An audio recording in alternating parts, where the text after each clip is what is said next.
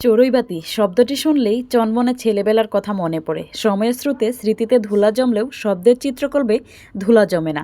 তেমনি পৌষ মাসের প্রথম দিকেই আমরাও করেছিলাম একটি চড়ুইবাতির আয়োজন। তো হ্যালো এভরিওয়ান, আসসালামু আলাইকুম, সবাইকে ওয়েলকাম করছি আমার আজকের ভিডিওতে।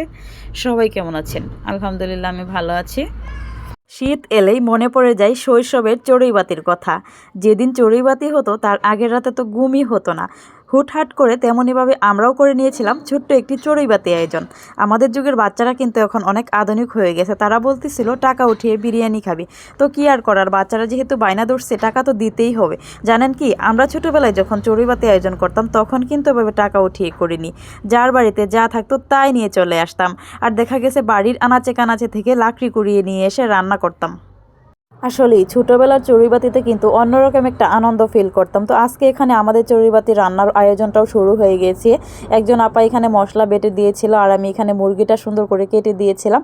আর আমাদের মোস্ট ডিমান্ডিং একজন আপা, সেই আপাকে দিয়ে আজকে আমরা রান্নাটা করাবো। আপা কিন্তু খুব মজার মজার রান্না করতে পারে। তো আপাকেই আমি বলতেছিলাম, আপা আজকে বিরিয়ানিটা আপনি রান্না করবেন। সবাই আমাকে অনেক জোরাজুরি করতেছিল যে তুমি বিরিয়ানিটা রান্না করো। আমি বলতেছিলাম যে না আপা, আপনি রান্না করবেন আর আমি এখানে ভিডিও করব। তো আপা কিন্তু পেঁয়াজ বেরেস্তাটা করেছিল। পেঁয়াজ বেরেস্তাটা একদমই পারফেক্ট হয়েছিল। আমি বলতেছিলাম আপা আপনার পেঁয়াজ বেরেস্তাটা কিন্তু অনেক সুন্দর হয়েছে। আমি চিনি দিয়ে একটু হাত দিয়ে মাখতেছিলাম। আর আপা এখানে তো বিরিয়ানির জন্য মাংসটা রান্না করে নিচ্ছিল। তো আমরা এখানে একটা সুন্দর একটা নিয়ম করে নিয়েছিলাম, সেটা হলো ছোট বড় আমরা যতজন আছি এখানে কিন্তু সবাই সমপরিমাণভাবে টাকা দিয়েছিলাম। তো বিরিয়ানিটাও কিন্তু আমরা সেই ঠিক তেমনইভাবে ভাগ করে নেব। দেখা গেছে একজন ছোট সে অল্প খাবে, কিন্তু আমরা একজন বড় একটু বেশি খাবে, এরকমটা কিন্তু হবে না। আমরা এখানে সমপরিমাণভাবে বিরিয়ানিটা সবাইকে ভাগ করে দিচ্ছিলাম। তো আমাদের এখানে বিরিয়ানির জন্য তরকারিটা রান্না হচ্ছিল। এখন তরকারিটা আমরা বিরিয়ানির চালের মধ্যে ঢেলে দেবো। ঢেলে দিয়ে আবার সুন্দর করে নাড়াচাড়া করে নেবে। তো নাড়াচাড়া করা হয়ে নিয়ে তারপর একটু সুন্দর করে আবার ঢেকে রাখবে। তো আপনারা কে কোন জায়গা থেকে আমার এই ভিডিওটি দেখতেছেন, ভালো লাগলে অবশ্যই লাইক কমেন্ট শেয়ার করে দিবেন। আর ভালো না লাগলে ইগনোর করবেন। এখানে বিরিয়ানি রান্নাটা প্রায় হয়ে উঠেছে।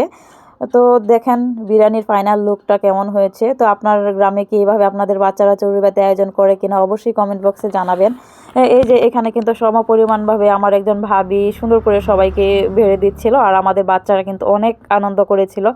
মানে তারা অনেক অনেক পরিমাণে খুশি। দেখেন সবাই যার যার প্লেট নিয়ে বাটি নিয়ে দাঁড়িয়ে আছে বিরিয়ানির জন্য। তারা সবাই একসাথে যে নিয়ে বসে খাবে। তো এখন তাদের খাওয়ার পালা। তারা সবাই দেখেন কত সুন্দর করে বসে খাচ্ছিল। আমাদের বাচ্চারা কত খুশি। তাদের মানে এত পরিমাণে ক্ষুধা লাগছিল যখন তারা এক প্লেট মানে একেবারেই খেয়ে নিবে এরকম একটা অবস্থা ছিল তাদের। তারা তারা আমাকে বলতেছিল নেক্সট টাইম তারা আবার এভাবে চড়ুইবাতি আয়োজন করবে। আমি বললাম সমস্যা নেই, তোমরা করো। তো আমার ভিডিওটি ভালো লাগলে অবশ্যই আপনারা সম্পূর্ণ ভিডিওটি দেখার চেষ্টা করবেন। আর আপার হাতের বিরিয়ানিটা কিন্তু একদমই সুস্বাদু, পারফেক্ট, মজার হয়েছিল। কি বলবো, আপাকে অসংখ্য ধন্যবাদ এত সুন্দর করে আমাদেরকে বিরিয়ানি রান্না করে খাওয়ানোর জন্য। আজকের মতো এ পর্যন্ত। সবাই ভালো থাকবেন, সুস্থ থাকবেন, আল্লাহ হাফেজ।